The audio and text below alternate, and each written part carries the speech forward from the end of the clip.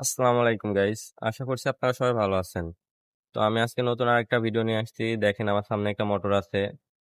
আপনাদেরকে একটু দেখাই। এই যে আমার সামনে একটা মোটর। তো এই মোটরটার নাম হচ্ছে গিয়ার মোটর। এই মোটরটা 0.55 কিলোওয়াট। আর এটার আরপিএম আছে হচ্ছে 3600 থেকে 5000 আরপিএম। আর এটার এম্পিয়ার আছে 3.5। আর এটার প্রোটেকশন আছে IP40।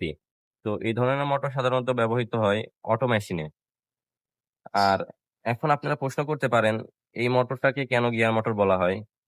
তো আপনাদেরকে দেখাই, এই যে সামনের যে অংশটা আছে দেখেন, এই যে সামনের যে অংশটা, এটা হলো একটা গিয়ার বক্স। তো এই গিয়ার বক্সের কাজ হচ্ছে, মোটরটা কিন্তু অনেক স্পিডে ঘোরে। আর এই স্পিডটাকেই কমানোর জন্য এই গিয়ার বক্স ইউজ করা হয়। স্পিডটাকে কমিয়ে এই গিয়ার বক্সের কাজ কম গতিতে বেশি শক্তি দেয়, ভারী জিনিস ঘোরাইতে পারে। তো যার কারণে এটাকে গিয়ার বক্স বলে। আর এই দুইটা মিলে বলা হয় গিয়ার মোটর। তো আজকের এই ভিডিওটা এই পর্যন্তই ছিল। যদি আপনাদেরকে ভালো লাগে ভিডিওটা, তাহলে অবশ্যই লাইক, কমেন্ট, শেয়ার করবেন। পরবর্তীতে যাতে আমি এর থেকে সুন্দর সুন্দর ভিডিও আপনাদের মাঝে নিয়ে আসতে পারি। তো আজকের ভিডিওটা এই পর্যন্তই। সবাইকে আল্লাহ হাফেজ।